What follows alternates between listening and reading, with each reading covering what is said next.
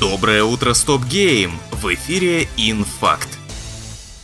Вчера состоялся запуск Zenless Zone Zero, ролевого экшена в антураже городского фэнтези от авторов нашумевшей Genshin Impact. Здесь упор делается на битвах, открытого мира нет, соответственно и простора для исследования не так много. В мирное время вы будете бегать по хаб-локации, выполнять задания, покупать штуки для прокачки, залипать в аркадные автоматы и так далее. А сражаться ваши агенты станут во время вылазок в так называемые каверны. Каждый агент имеет одну из 5 специальностей и стихийный атрибут – огонь, эфир и все в таком духе. Навигация осуществляется посредством пузатых телевизоров видеосалона, выстроенных в форме поля. Перемещаясь по ним, можно наткнуться на ресурсы, битвы, кат-сцены и прочие интересности. Как и в предыдущих играх Hoyoverse, в Zenless Zone Zero вас ждет беспощадная гача, система баннеров с гарантами и несколько премиальных валют. Игра доступна в EGS и лончере HoYoPlay на ПК, а также на PlayStation 5 и мобилочках.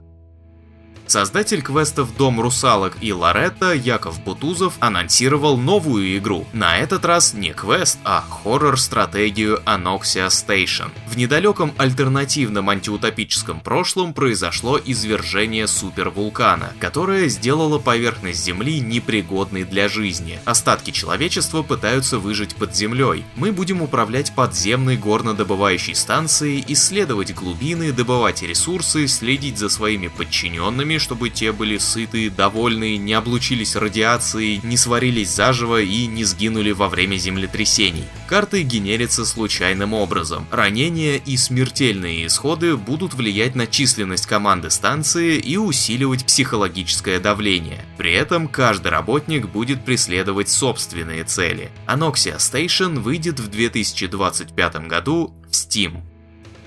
Suicide Squad Kill the Justice League продолжает получать свежий контент, несмотря ни на что. 11 июля в игре стартует второй сезон, который познакомит игроков с Миссис Фриз, этаким альтернативным Мистером Фризом из параллельной вселенной. А посему владеть она должна теми же морозными способностями и носить похожий костюм. И если он такой же здоровый, как у Мистера Фриза, то Миссис Фриз разделит роль танка с королем акул. Помимо этого, во втором сезоне появится Брейниак в форме Супермена, Флэша и Зеленого Фонаря, а Метрополис покроется ледяной коркой. Ну и конечно будет свежий Battle Pass, и косметику тоже занесут, вот только для кого все это?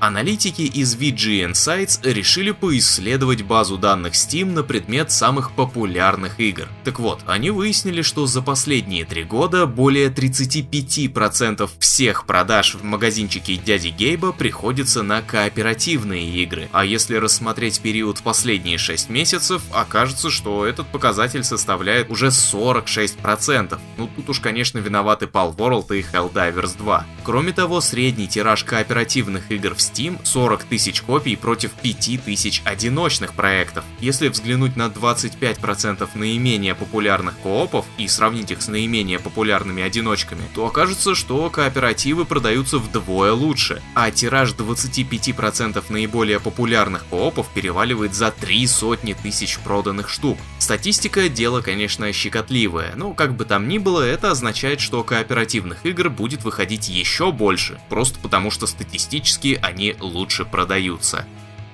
Elden Ring получила свежее обновление, которое делает великолепный продукт фромов еще чуть более великолепным. В PvP режиме был снижен урон и сокращена анимация эффекта при использовании умения «Стремительный удар». Вне PvP увеличили бонус от интеллекта и снизили урон у корианского меча, повысили дальность броска Гладиуса и диска с письменами, изменили расположение боссов в повторных битвах с Золотым Бегемотом и командующим Гаем, чтобы они находились там же, где были при первой встрече. А еще после обновы в настройках игры на ПК могла непреднамеренно включиться опция рейтрейсинга, что может ощутимо повлиять на производительность, так что проверьте на всякий случай.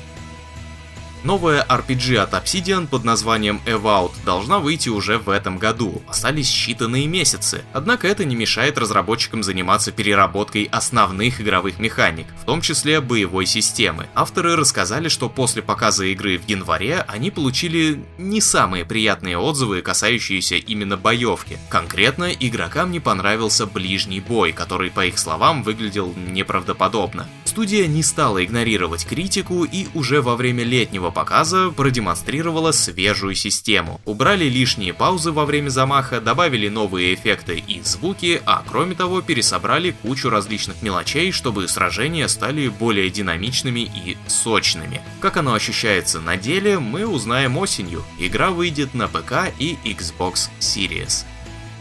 Последний раз слышал о Wii U, даже не помню, когда это было. Особой популярности консоль не снискала, производить ее перестали уже довольно давно, но только сейчас Nintendo официально объявила о прекращении поддержки Wii U в физической плоскости, то бишь ремонтировать ее больше не будут. Конечно, официальный ремонт по всему миру прекратился еще несколько лет назад, и только Япония стояла особняком. Теперь же последний бастион пал, и старушка смело может отправиться на покой, теперь уже насовсем. Даже поддержка Famicom, она же NES, продолжалась вдвое дольше, с 1983 по 2007. Ну что ж, пресс льстял to pay respect. Время косарям. Лучшим блогом на этой неделе становится работа Гузака, рассказавшего о крутых необычных фичах, которые выделяли неоднозначные игры студии Darkworks и делали их запоминающимися. Также награду получает и пользователь Дыши Глубже, который попытался разобраться, почему в хоррор-играх в частности, так много эротики. Ссылки на материалы в описании, победители, чекайте личку. Ну а я на этом закончу. Забирайте халявную The Falconer в Epic Games Store, почаще заходите на наш сайт и чекайте свежие материалы от наших авторов, и отличных вам выходных!